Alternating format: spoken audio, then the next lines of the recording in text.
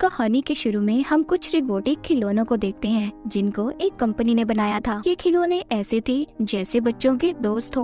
वो जब भी इनके साथ वक्त गुजारते थे तो उन्हें बहुत अच्छा लगता था। जो माँ बाप अपने बच्चों को मसरूफ रहने की वजह से वक्त नहीं दे पाते थे, तो इसीलिए कंपनी ने ऐसे खिलौने बनाए थे ताकि बच्चे इनके साथ वक्त गुजार सके और इनसे खुश हो। वो खिलौने बच्चों के साथ ऐसे रहते थे जैसे इनके दोस्त हो। इसके बाद हम एक छोटी बच्ची को देखते हैं जिसका नाम कैडी होता है। उसके पास भी एक रोबोटिक खिलौना था जो उसकी आंटी ने उसे तोहफे में दिया था। एक दिन कैडी अपने मॉम डैड के साथ कहीं पर जा रही थी। मौसम बहुत खराब था, रास्ता बर्फ से भरा हुआ था, आसपास बहुत धुंध थी जिससे कुछ भी सही तरीके से नजर नहीं आ रहा था। इसी वजह से उनका एक्सीडेंट हो जाता है। कैडी तो बच गई थी मगर इस एक्सीडेंट में उसके मॉम डैड की मौत हो गई थी। फिर इसके बाद हम एक लड़की जेमा को देखते हैं जो एक रोबोटिक खिलौने बनाने वाली कंपनी में काम करती है। वो एक ऐसी रोबोट डॉल बनाने की कोशिश में थी जो इंसानों से बात कर सके और उन्हें समझ सके। उसने इस पर बहुत ज्यादा पैसे खर्च कर लिए थे मगर जब ये अपने बॉस को दिखाने के लिए बुलाती है तो वो डॉल ब्लास्ट फट गई थी जिससे इसके बॉस को बहुत ज्यादा गुस्सा आता है। वो नाराज हो गए थे। वो जेमा से कहती है कि तुम्हें मैं अगले हफ्ते तक का वक्त देता हूँ, तुम्हें जल्दी इस डॉल रोबोट को बनाना होगा। जेमा बहुत ज्यादा परेशान हो गई थी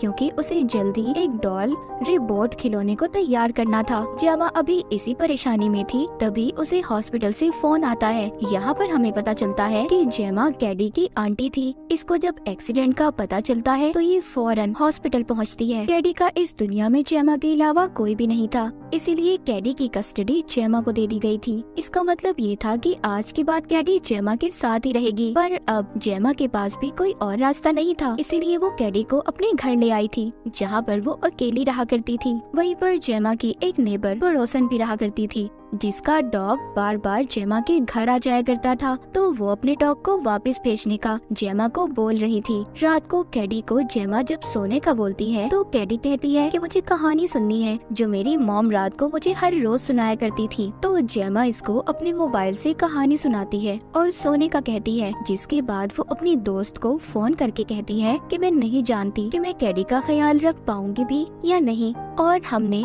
रोबोट डॉल को भी तैयार करना है। तभी उसके घर पर एक डॉक्टर आती है जो कि ये चेक करने आई थी कि जेमा कैडी के साथ कैसे रह रही है। वो डॉक्टर कहती है अगर तुम ठीक तरह से कैडी का ख्याल रखने के लिए तैयार हो तो ठीक है, वरना कैडी को उसके दादा दादी भी रखने के लिए तैयार हैं। जिसके बाद वो डॉक्टर तो चली गई थी। फिर रात को जेमा दोबारा से अपनी रोबोट डॉल पर काम करना शुरू करती है। तभी उसके पास कैडी आती है जो वहीं पर पड़े बहुत बड़े से रोबोट को देखकर पूछती है, क्या आपने इसे बनाया है? जेमा बताती है कि इसे तो मैंने तब बनाया था जब मैं कॉलेज में थी। कैडी कहती है कि अगर मेरे पास भी ऐसा कोई रोबोट टॉय खिलौना हो तो फिर मुझे किसी और खिलौने की जरूरत नहीं होगी। अब जेमा को आइडिया आता है, जो रोबोट डॉल को वो बना रही है उसके अंदर ऐसी फंक्शंस को डालेगी जिसको बच्चे अपना दोस्त समझेंगे और उसके साथ खेल भी सकेंगे। वो सोचती है कि अगर उसने उस डॉल को बना लिया तो उससे उसका वक्त भी बच जाएगा और फिर ज्यादा उसे कैडी का ख्याल भी नहीं रखना पड़ेगा। अब वो अपने लैब में जाती है,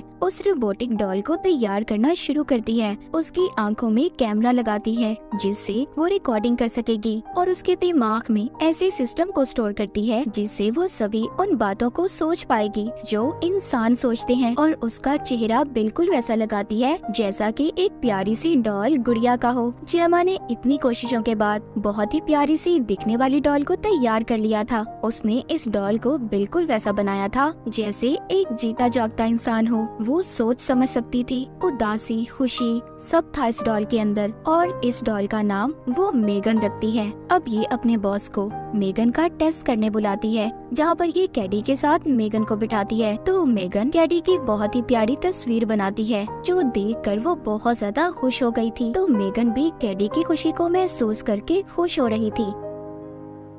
बॉस जब जेमा की ये महारत देखता है तो बहुत खुश होता है और कहता है हम जल्दी इस डॉल को मार्केट में लाएंगे। अब खैर जेमा मेगन और कैडी दोनों को लेकर घर आ गई थी। कैडी मेगन की कंपनी को बहुत एंजॉय कर रही थी। वो उसे सारी बातें सिखाती है जो पेरेंट्स माँ बाप अपने बच्चों को सिखाते हैं। जेमा भी खुश थी और कैडी भी। जेमा जब मेगन को दोबारा से लैब में टेस्टिंग के लिए लेकर जाती है तो वहाँ पर इसकी दोस्त जो इसके साथ काम करती थी इससे कहती है कि क्या फायदा ऐसे खिलौने बनाने का जो काम बच्चों के साथ माँ बाप के करने का होता है। वो ये खिलौने करेंगी और तुम खुद कैडी को वक्त देने की बजाय इस खिलौने, इस डॉल को उसके साथ रखोगी। जेमा कहती है कि कैडी इसके साथ रहकर अपने माँ बाप की मौत के सदमे से बाहर आ रही है। मेगन वहाँ पर मौत की बात सुन लेती है और उसको अपने दिमाग में फिट कर लेती है। वो सोचती है अच्छा हर इंसान को एक ना एक दिन मरना है। पर जेमा जब यहाँ पर ये बात करती है कि मेगन का टास्क कैडी को संभालना है, उसका ख्याल रखना है, तो ये बात भी मेगन अपने दिमाग में फिट कर लेती है।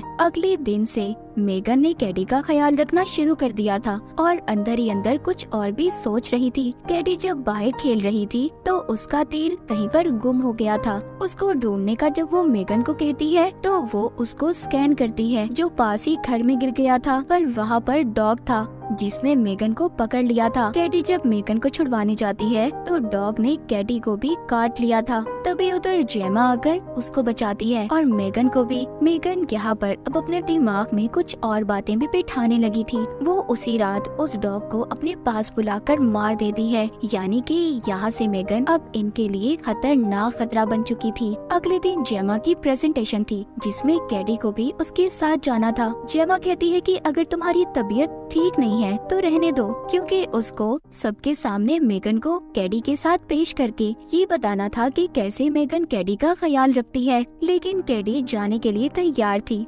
जेमा जब उसको अपने ऑफिस लेकर आती है तो उधर सभी बोर्ड ऑफ डायरेक्टर्स थे। कैडी वहाँ पर रोने लगी थी। उसको अपने मॉम डैड की याद आ रही थी।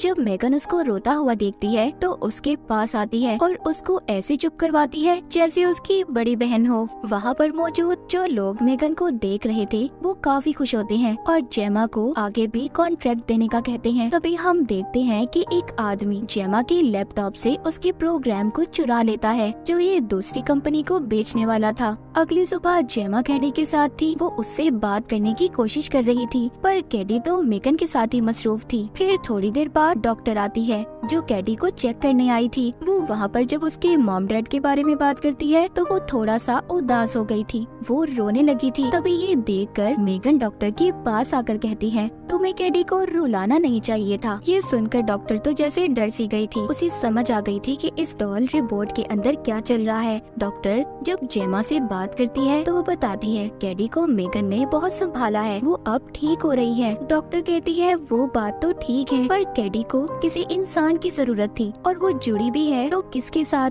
एक डॉल, एक खिलौने के साथ जो एक ना एक दिन खत्म हो जाएगी। यहाँ पर तुम गलत हो। फिर रात को जेमा कैडी से उसके स्कूल के बारे में पूछती है। कैडी कहती है कि मैं स्कूल जाऊंगी पर मेगन को साथ लेकर, जिस पर जेमा जब नहीं मानती तो कैडी की उसके साथ बहस होने लगती है। तभी अचानक से मेगन जेमा पर चिल्लाती है और लाइट्स भी अचानक से बंद होकर एकदम जल जाती हैं। जेमा जब यहाँ पर मेगन को ऑफ बंद होने का बोलती है तो वो बंद नहीं हो रही थी। जेमा भी मेगन के बारे में सोचने लगी थी। अगली सुबह जेमा जब कैडी को स्कूल छोड़ने आती है तो उसके साथ मेगन भी थी। अब ये उसको साथ ले आई थी पर मेगन को खिलौनों वाले टेबल पर रख दिया जाता है जहाँ पर सभी खिलौने थे। यहीं पर स्कूल में एक लड़का जो बहुत बदतमीज था, टीचर उसके साथ कैडी को जंगल में भेज देती है ताकि ये लोग जाकर कुछ फ्रूट्स ला सके। पर जब ये जंगल में जाते हैं तो वहाँ पर वो लड़का कैडी को तंग कर रहा था। लेकिन तभी वहाँ पर ना जाने मेगन खुद से चल कर आ गई थी। वो लड़का जब मेगन को देखता है तो उसके साथ भी मस्ती करने लगता है। मेगन के अंदर ऐसा प्रोग्राम था जिसको वो नहीं जानती थी। वो उसके सामने नहीं बोलती थी, वो चुपचाप खड़ी रहती थी। वो लड़का मेगन को उठाकर भाग जाता है। कैडी आवाज लगा रही थी, मेगन। वो उसको नीचे गिराकर तोड़ने वाला था। मेगन उस लड़के के कान पकड़ लेती है और कहती है तुम बहुत ही बदतमीज लड़के हो, तुम्हें तमीज सिखानी पड़ेगी। मेगन उसका एक कान खींचकर अलग कर देती है और फिर ऐसे उठती है जैसे कोई भूत हो। वो लड़का जब भागने लगता है तो मेगन उसका पीछा करती है ताकि उसे मार सके, पर तभी वो लड़का खुद से नीचे गिर गया था और एक गाड़ी के नीचे आकर मारा जाता है। जेमा कैडी और मेगन को घर ले आई थी। कैडी को कहती है परेशान मत हो। तभी कैडी बताती है कि मेगन खुद से उसके पास आ गई थी। तभी इसके दरवाजे पर बेल बजती है जब ये जाकर देखती है तो वहाँ पर एक पुलिस ऑफिसर था जो साथ रहने वाली औरत के डॉग के बारे में पूछताछ कर रहा था, जिसके बाद वो चला जाता है और हम जान पाते हैं कि मेगन ने ही उस डॉग को मारा था, पर इस बारे में किसी को भी कुछ नहीं पता था। रात को मेगन कैडी से कहती है, तुम बेफिक्र रहो, तुम्हें किसी से डरने की जरूरत नहीं, मैं हर कीमत पर हर हाल में तुम्हारा साथ दूंगी।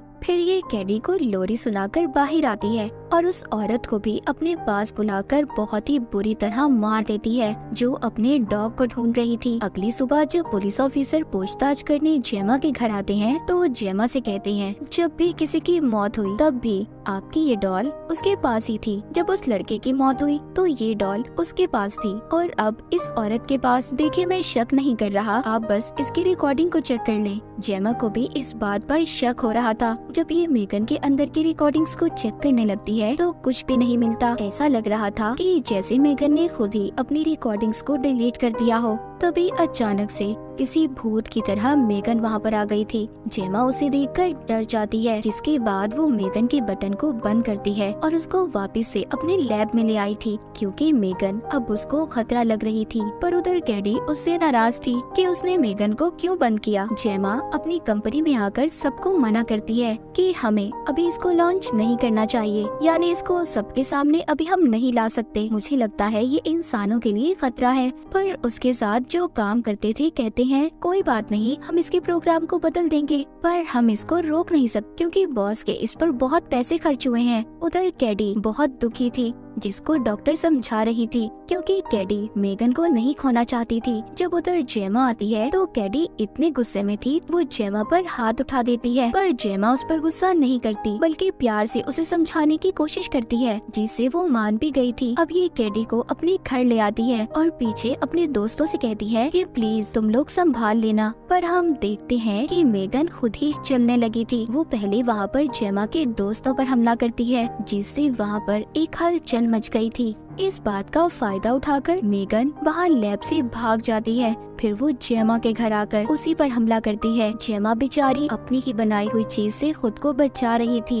जेमा यहाँ पर मेगन पर हमला करके अपनी जान बचाने की कोशिश करती है। तभी कैडी वहाँ पर आ गई थी। वो उसी रिपोर्ट से मेगन पर हमला करती है जो पहले जेमा ने बनाया था, मगर अभी भी वो मरी नहीं थी। वो कौन सा इंसान थी जो मर जाती? जो रिपोर्ट पहले जेमा ने बनाया था, अब ये उसको खत्म करने के तरीके ढूंढ रही थी। वो उसके कंट्रोल बॉक्स को निकाल लेती है और आखिरकार दोनों मिलकर उसे खत्म कर देती हैं और फिर बाहर आ गई थी। तभी वहाँ पर वो पुलिस को आते हुए देखती हैं, जो जेमा के दोस्त लाए थे। पर पीछे से हम देख पाते हैं कि जैसे मेगन अभी भी जिंदा है और पीछे से कैमरे से जेमा पर नजर रख रही है। तो बाज दफा हमारी बनाई हुई चीजों से हमें खतरा भी हो सकता है। जैसे जेमा ने अपनी जिम्मेदारियों से बचने के लिए एक ऐसी रोबोट डॉल को बनाया जो इसके बदले काम करेगी, मगर वो उल्टा उसके लिए मुसीबत बन गई और दूसरे लोगों के लिए खतरा। इस कहानी में हमें ये भी बताया गया है कि आपकी बनाई गई टेक्नोलॉजीज खतरा भी हो सकती हैं, जैसे जेमा के लिए बना। तो अपनी जिम्मेदारियों से मत भागें, अपने काम को वक्त पर करें। और इसी के साथ ये कहानी यहीं पर खत्म हो जाती है।